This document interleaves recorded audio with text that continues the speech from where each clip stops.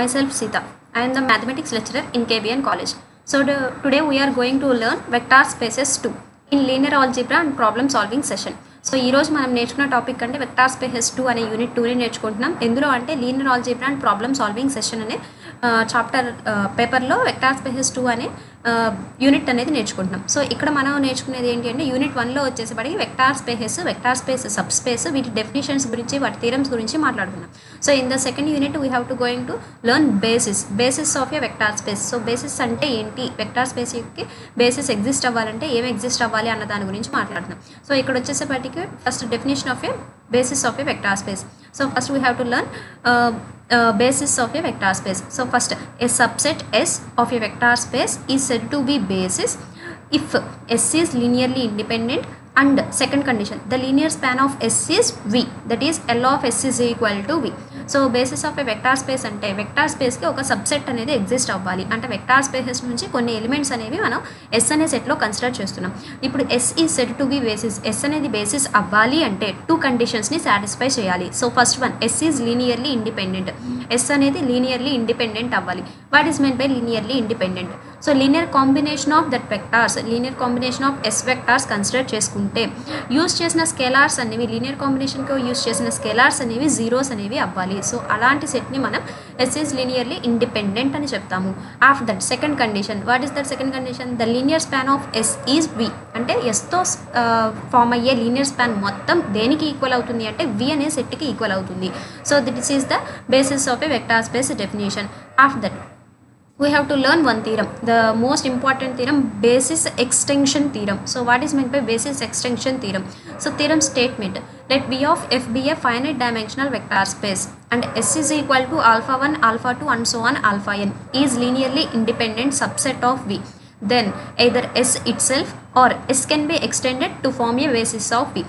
అంటే మనకి ఇక్కడ ఏం చెప్తుంది, వి అనేది ఒక ఫైనైట్ డైమెన్షనల్ వెక్టార్ స్పేస్ని తీసుకుంటున్నాం. What is meant by finite dimensional vector space? So finite dimensional vector space అంటే మనం ఇందాక నేర్చుకున్న బేసిస్లో సెకండ్ కండిషన్ ఉంది కదండి, that is the linear span L of S is equal to V. అంటే ఏదైనా సెట్ సబ్సెట్ ఎగ్జిస్ట్ అయ్యి దాని లీనియర్ స్పాన్ వికి ఈక్వల్ అయితే then we called as finite dimensional vector space. దాన్ని మనం ఫైనైట్ డైమెన్షనల్ వెక్టార్ స్పేస్ అంటాము. నెక్స్ట్ ఎస్ అనే ఒక సబ్సెట్ని కన్సిడర్ చేస్తున్నారు ఏంటి అంటే that is the linearly independent set. What is meant by linearly independent? ఇప్పుడే మాట్లాడుకున్నాము. ది వెక్టార్స్తో alpha 1 alpha 2 and so on alpha n వెక్టార్స్తో మనం ఒక లీనియర్ కాంబినేషన్ని రాసుకుంటే ఆ లీనియర్ కాంబినేషన్కి యూస్ చేసుకున్న స్కేలార్స్ అన్నీ కూడా జీరోస్ అవ్వాలి. సో అలాంటి సెట్ని మనం లీనియర్లీ ఇండిపెండెంట్ సెట్ అంటాము.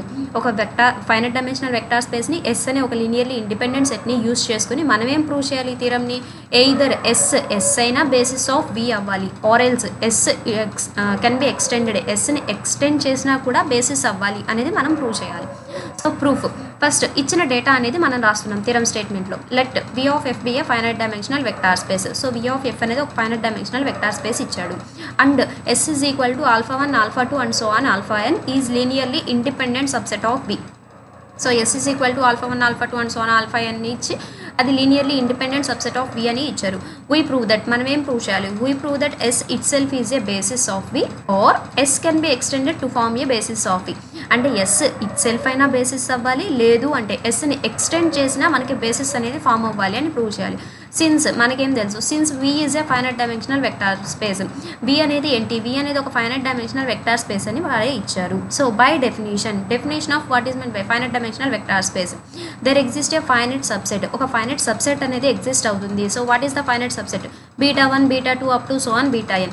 ఆల్రెడీ ఎస్ ఆల్ఫాస్ కన్సిడర్ చేశారు కాబట్టి మనం ఇక్కడ సబ్సెట్ని టీతో డినోట్ చేస్తున్నాం అండ్ వెక్టార్స్ వచ్చేసేపటికి beta 1 beta 2 up to so on beta n ని కన్సిడర్ చేస్తున్నాం.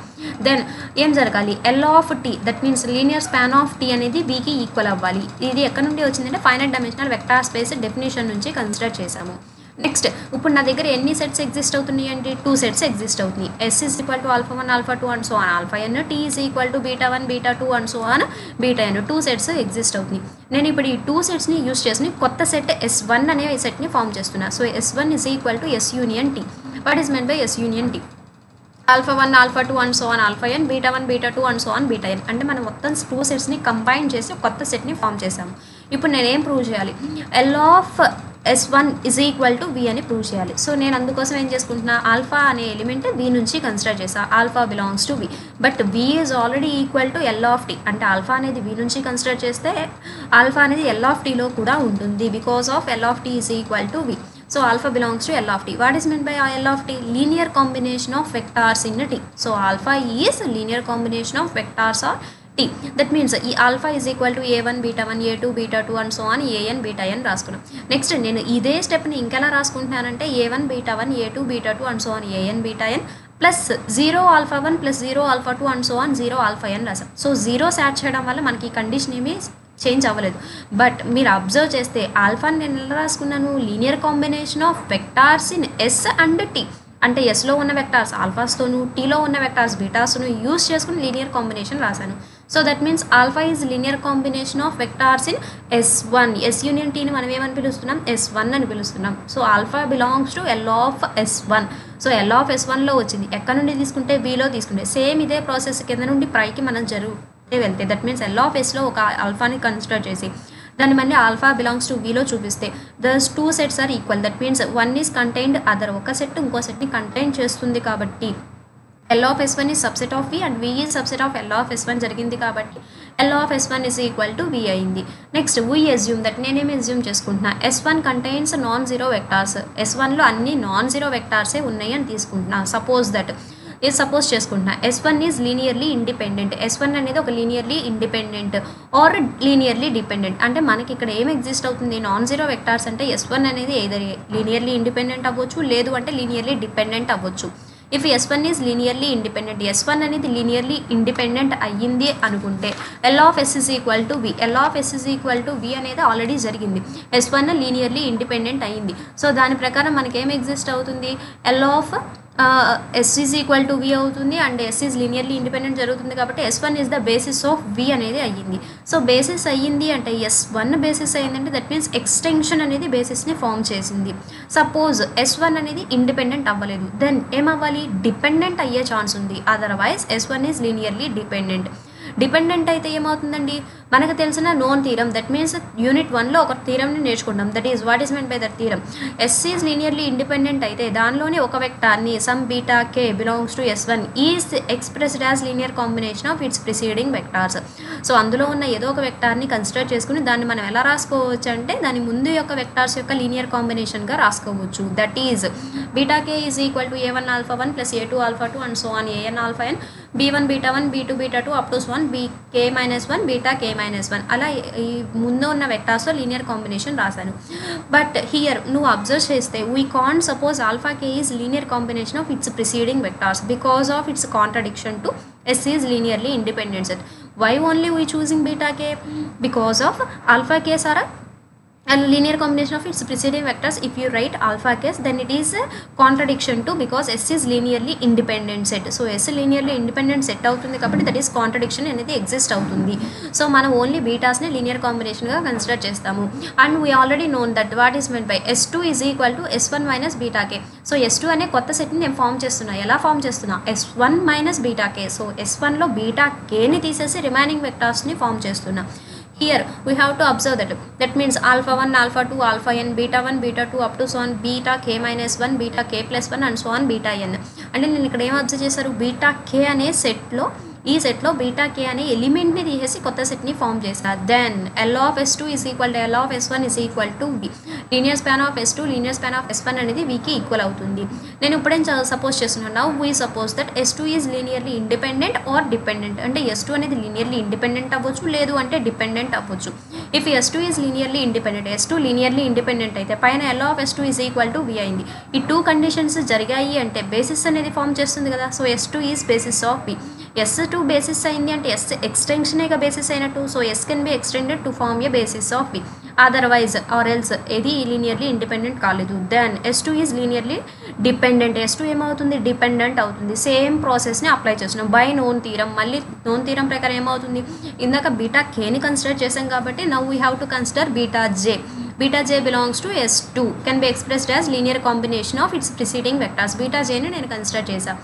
ఆఫ్టర్ దట్ S3 అనే కొత్త సెట్ని ఫామ్ చేస్తున్నా. ఎలానన్నా ఏదైతే లీనియర్ కాంబినేషన్ బీటా జేని తీసుకున్నారో ఆ బీటా జేని తీసేసి నార్మల్గా S1లో ఆల్ఫాస్ బీటాస్ ఉన్నాయి. S2లో ఏమైంది, బీటా కే కాకుండా రిమైనింగ్ వెక్టార్స్ ఉన్నాయి. ఇప్పుడు S3లో ఉన్నాయి బీటా కే బీటా జే కాకుండా remaining vectors. That means S2 minus beta j and L of S3 is equal to L of S2 is equal to V జరుగుతుంది. Now we suppose that S3 is linearly independent or linearly dependent. మళ్ళీ ఇక్కడ కొత్త set form అయింది. This set is non zero vectors. So non zero vectors ఎప్పుడు linearly independent అవ్వచ్చు or else linearly dependent అవ్వచ్చు. In case linearly independent అయితే మళ్ళీ same process L of S3 is equal to V అయింది, independent అయింది కాబట్టి basis అవుతుంది. Or else dependent అయితే సేమ్ ఇదే ప్రాసెస్ కంటిన్యూ చేసుకుంటూ వెళ్తే ఫైనట్ నెంబర్ ఆఫ్ స్టెప్స్ తర్వాత మనకేం ఎగ్జిస్ట్ అవుతుంది, we get S is equal to alpha 1 alpha 2 and so on alpha n and L of S is equal to V. అంటే betas అన్ని linear combination of its preceding వెక్టార్స్గా రాస్తే మనకేం మిగులుతుంది అంటే ఓన్లీ ఆల్ఫా సెట్ మాత్రమే మిగులుతుంది. That is the S set. So ఫైనల్గా given that S is linearly independent. మనకు ఆల్రెడీ ఇచ్చింది ఏంటి అంటే S అనేది లీనియర్లీ ఇండిపెండెంట్ ఇచ్చేసాడు. So S linearly independent and L of S is equal to ఈ టూ కండిషన్స్ జరిగాయి కాబట్టి S అనేది బేసిస్ ఆఫ్ V అవుతుంది. ఆఫ్టర్ దట్ S బేసిస్ అయింది కాబట్టి అయితే S ఎక్స్టెన్షన్ అయినా బేసిస్ అవ్వాలి, లేదు అంటే S ఇట్ సెల్ఫ్ అయినా బేసిస్ అవ్వాలి. So S is itself or S can be extended to form a basis of V. So that is the theorem in the unit 2. Thank you one and all.